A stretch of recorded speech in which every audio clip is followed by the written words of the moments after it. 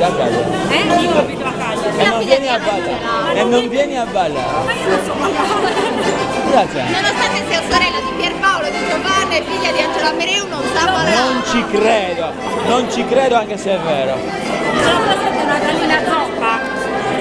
Siamo lì.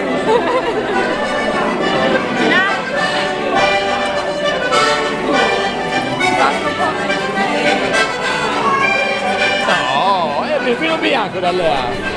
Dai, è un sacrificio.